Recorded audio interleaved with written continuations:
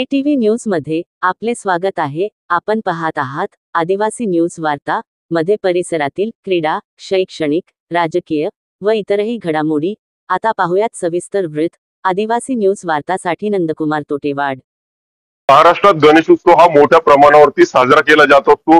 पेननंतर सर्वाधिक मूर्त्या ज्या आहेत ते नंदुरबार शहरात आणि जिल्ह्यात तयार होत असतात। नंदुरबार जिल्ह्यामध्ये 1 लाखापेक्षा अधिक मूर्त्या ज्या आहेत त्या तयार होत असतात, तर 25,000 पेक्षा अधिक मंडळ जे आहे ते या मूर्त्यांची खरेदी जी आहे ती करत असतात। नंदुरबार जिल्ह्याच्या मूर्तींची मागणी जी आहे ती महाराष्ट्रासह शेजारील असलेला गुजरात आणि मध्य प्रदेश राज्यात देखील आहेत, तर त्यासोबत यावर्षी तेलंगणा, केरळ आणि हैदराबाद सारख्या राज्यांनी देखील मागणी जी आहे ते मोठ्या प्रमाणावरती नोंदवलेली आहे।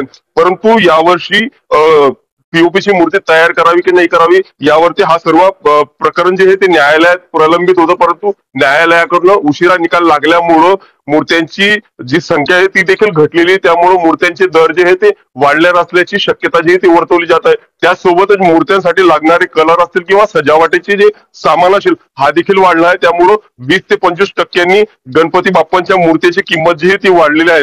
एकंदरीतच नंदुरबार शहरामध्ये 1500 पेक्षा अधिक कारागिरांच्या हाताने या मूर्त्या ज्या आहेत त्या तयार होत असतात, तर नंदुरबार शहरामध्ये आणि जिल्ह्यामध्ये 4000 पेक्षा अधिक कारखाने जे आहेत त्या एकट्या नंदुरबारमध्ये लोकमान्य टिळकांनी सुरू केलेला गणेश उत्सव जरी पुण्यामध्ये मोठ्या उत्साहात साजरा केला जात असतील तरी देखील नंदुरबार जिल्ह्यात देखील मोठ्या प्रमाणावरती गणेश उत्सव जो आहे तो साजरा केला जात आहे आणि याची गणेश मूर्त्यांची मागणी जी आहे ती आता संपूर्ण देशातून होताना